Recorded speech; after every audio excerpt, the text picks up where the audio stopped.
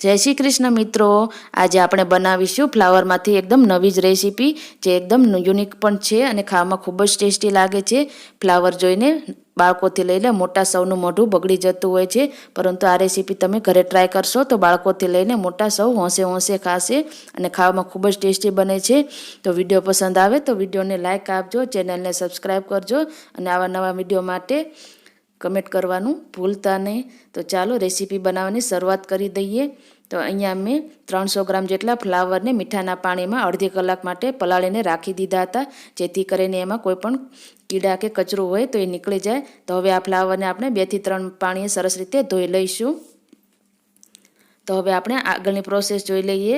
તો ગ્રેવી બનાવવા માટે અહીંયા મેં 3 મોટી સાઈઝની ડુંગળી, 2 લીલા મરચાં, 1 ઇંચ આદુનો ટુકડો અને 15 થી 20 લસણની કળીઓ લઈ લીધી છે। તો હવે એને આપણે મિક્સર જારમાં ઉમેરી દઈશું। તો અહીંયા આપણે મિક્સર જારમાં આ પેસ્ટની ગ્રેવી તૈયાર કરવાની છે।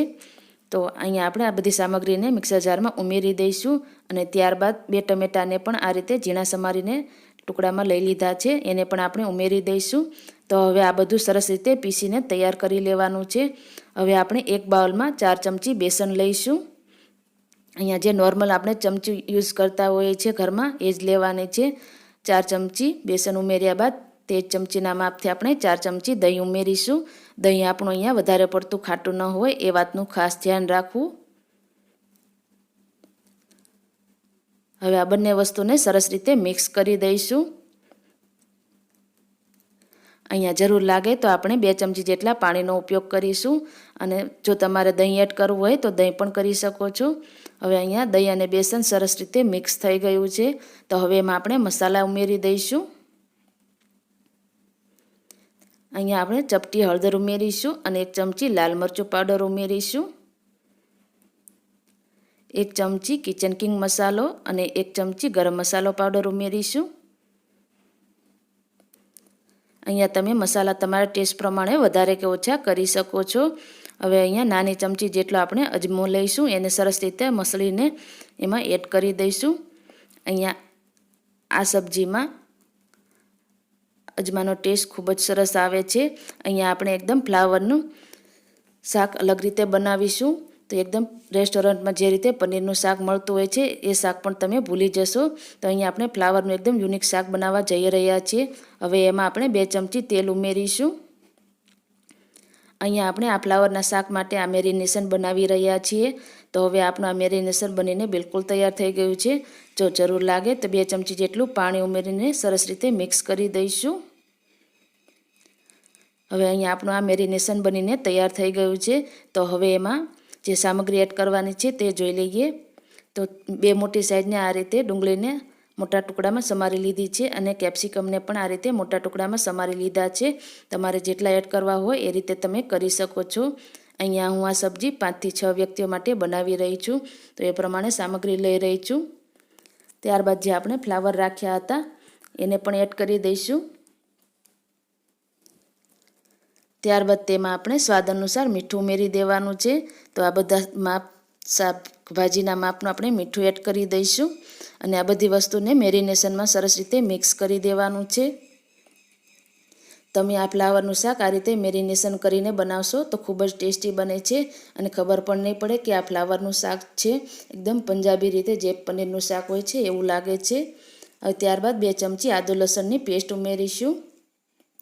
હવે ફરીથી આ મિશ્રણને સરસ રીતે મિક્સ કરી દઈશું। હવે આપણું મેરિનેશન બનીને તૈયાર થઈ ગયું છે। તો હવે એને ઢાંકણ ઢાંકીને 15 મિનિટ માટે સાઈડમાં રાખી દઈશું અને 15 મિનિટ બાદ આપણે ચેક કરી લઈશું। હવે 15 મિનિટ થઈ ગઈ છે તો આપણે જોઈ લઈએ। તો ગેસ ઉપર આપણે એક પેનમાં 2 ચમચા તેલ ગરમ કરી લઈશું અને જે આપણે મેરિનેશન કરેલા શાકભાજી હતા એને આપણે ઉમેરી દઈશું। તો હવે આ મિશ્રણને આપણે બંને સાઈડ સરસ રીતે હલકો ગોલ્ડન કલર આવી જાય ત્યાં સુધી સાંતળી લેવાના છે। તો ગેસની આંચ આપણે ધીમાથી મીડિયમ જ રાખીશું, જેથી કરીને આપણા કેપ્સિકમ, ડુંગળી અને ફ્લાવર સરસ રીતે સોતે થઈ જાય। તો સરસ રીતે બંને સાઈડ આ રીતે હલકો ગોલ્ડન કલર આવી જાય ત્યાં સુધી ફેરવતા જવાનું છે અને મિક્સ કરતા જવાનું છે। હવે તમે જોઈ શકો છો કે ડુંગળી અને કેપ્સિકમ સરસ રીતે આ રીતે સોફ્ટ થઈ ગયા છે અને સંતળાઈ ગયા છે। તો હવે આપણું આ મિશ્રણ બનીને તૈયાર થઈ ગયું છે। તો આને આપણે સાઈડમાં રાખી દઈશું અને સબ્જીનો વઘાર જોઈ લઈએ. હવે અહીંયા આપણે આ સબ્જીને વઘાર કરવા માટે કડાઈમાં 2 મોટા ચમચા તેલ ગરમ કરવા માટે મૂકી દીધું છે. તો એમાં આપણે અડધી ચમચી જીરું ઉમેરી દઈશું. ત્યારબાદ થોડી હિંગ ઉમેરીશું. અહીંયા આપણે ખડા મસાલાનો બિલકુલ ઉપયોગ નથી કરી રહ્યા. જો તમને વધારે તીખું પસંદ હોય તો તમે કરી શકો છો. 2 સૂકા લાલ મરચાં અને 1 તમાલપત્ર ઉમેરી દઈશું. અને ત્યારબાદ આપણે તૈયાર કરેલી પેસ્ટ ઉમેરી દેવાની છે, જે આપણે ડુંગળી ટમેટાની બનાવી હતી એ એડ કરી દઈશું. હવે આ પેસ્ટને સરસ રીતે તેલમાં મિક્સ કરી દઈશું. આ રીતે તમે ફ્લાવરનું શાક બનાવશો તો ખૂબ જ ટેસ્ટી બને છે અને ખાવામાં ખૂબ જ એકદમ ટેસ્ટી લાગે છે. હવે ગ્રેવીમાં સરસ રીતે તેલમાં મિક્સ કરી દીધું છે.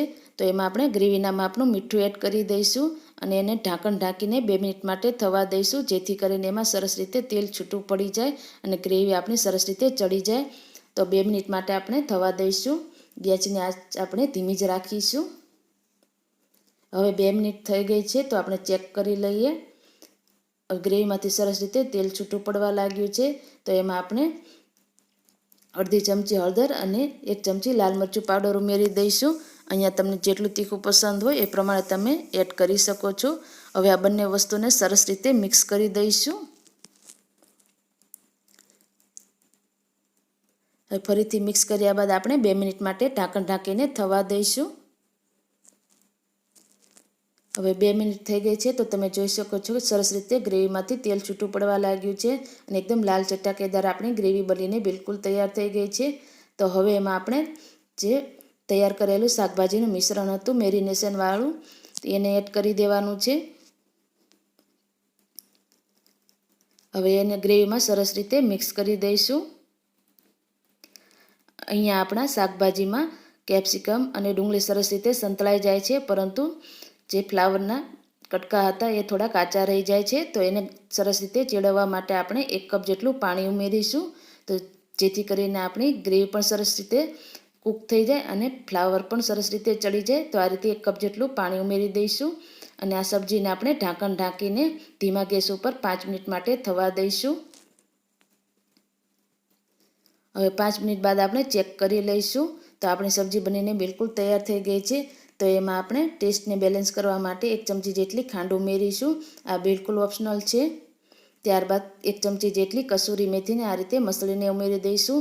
આનાથી આપણા શાકનો ટેસ્ટ ખૂબ જ વધી જાય છે અને એકદમ પંજાબી સબ્જીનો ટેસ્ટ આવે એવો જ આવે છે. તો સરસ રીતે મિક્સ કરી દઈશું. હવે તમે ચાહો તો ગરમ મસાલા પાવડરને એવું એડ કરી શકો છો, પરંતુ અહીંયા મેં એડ નથી કર્યું. આપણે એકદમ પંજાબી સબ્જીને પણ ભૂલાવી દે એવી ફ્લાવરની સબ્જી બનીને બિલકુલ તૈયાર થઈ ગઈ છે. તો એને આપણે સર્વિંગ પ્લેટમાં લઈ લઈશું અને ધાણાથી ગાર્નિશ કરી લઈશું. આ સબ્જીને તમે રોટી, પરાઠા કે જીરા રાઈસ સાથે સર્વ કરી શકો છો. ખાવામાં ખૂબ જ ટેસ્ટી લાગે છે. તો વિડીયો પસંદ આવ્યો હોય તો તમારા ફ્રેન્ડ્સ અને ફેમિલીમાં શેર કરજો. ચેનલને સબસ્ક્રાઈબ કરજો અને આવા જ નવા વિડીયો જોવા માટે મારી ચેનલ જોતા રહેજો. અને વિડીયો કેવો લાગ્યો એ કમેન્ટ બોક્સમાં જરૂરથી જણાવજો.